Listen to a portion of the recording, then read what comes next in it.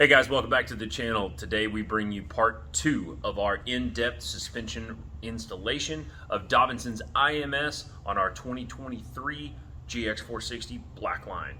Everything we do here also applies to 5th gen 4Runners.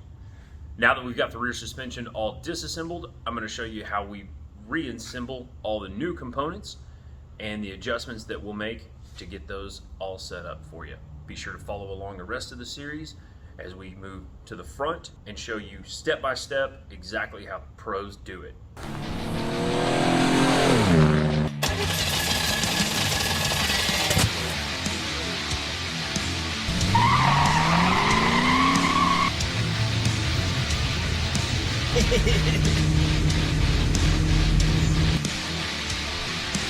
Click that like button and subscribe to the channel. Also, if you would like more content, follow social media at CodyCrafted on Instagram.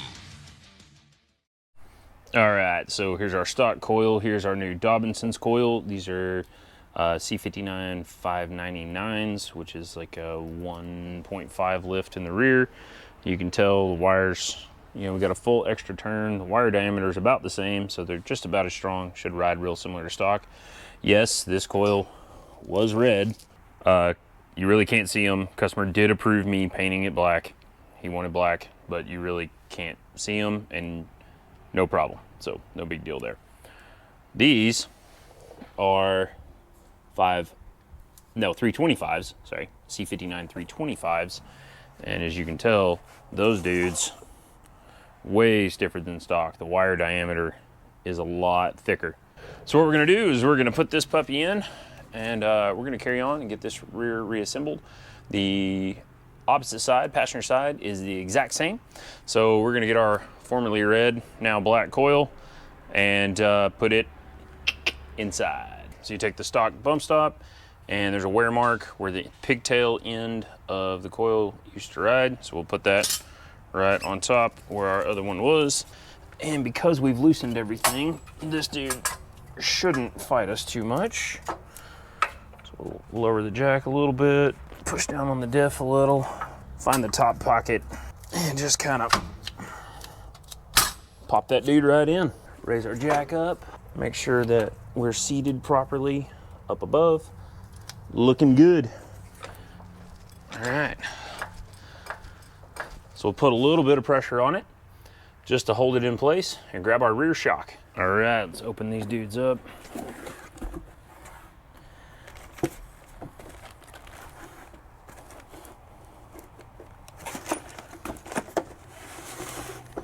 What I do, turn them upside down, push down, and then flip it over and let it extend. Take the cover off. See, we have some actual rebound versus the stock one. Comes right up real fast. Yeah. See, our length is very similar. We're just a little bit longer. Okay, so just like when we took it off, we're gonna take the bottom, install it first. That way we don't have to fight the bushing in the lower. You go ahead and start the bolt. Make sure you leave it hanging out if you're not gonna go ahead and tighten it. All right, as you can see up here, this washer is gonna index in the hole in this vicinity. So we'll lower our jack slightly. Use the leverage of having the shock free at the top, and then work the jack up so that the stud protrudes. Oh God, stud, hit the stud. Because otherwise you gotta fight it real bad. Once we get it most of the way through, put the bushing on.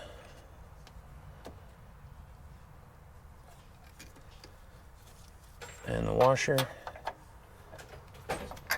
and then start the provided nut,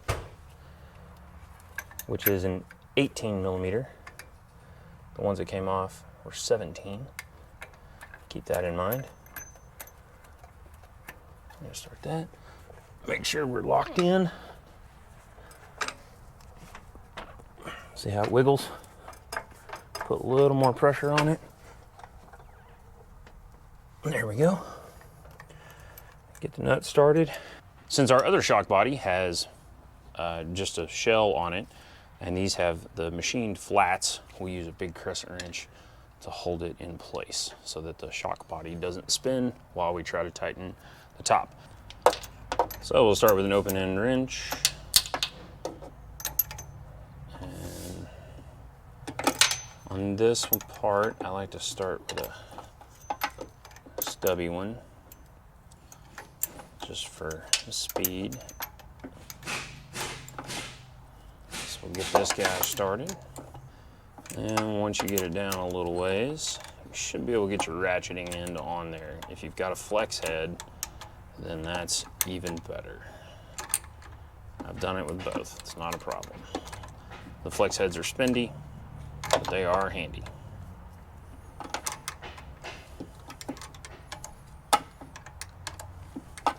Okay, now that we've got that going, Ludicrous speed! Go!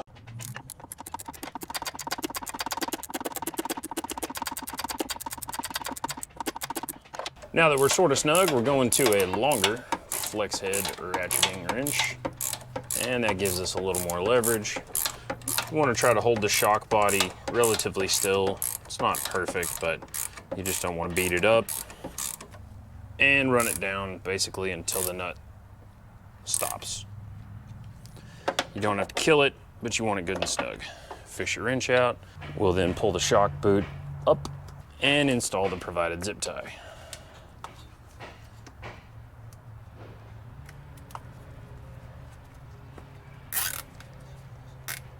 Being sure to cut that tail flush, otherwise you're fired. You're fired! The bottom one also gets a zip tie. All right, now that we got this side done, let's do the same thing on the other side. Lather, rinse, and repeat. All right, this side's done. And when I'm not having to talk about it, it literally took like 7 minutes. Done. Yeehaw. And now we move to the front. All right, guys, that concludes episode 2 of our Dobinsons IMS installation on a 2023 Lexus GX460 Blackline Edition. Stay tuned for episode 3 where we continue the teardown on the front suspension of this vehicle. Jump down in the comments. Tell us what you're thinking about this video series so far. Like, subscribe, make sure you're sharing with your friends, and smash that bell so that you get the notifications for all future content from the CodyCrafted channel. We'll see you on the next one.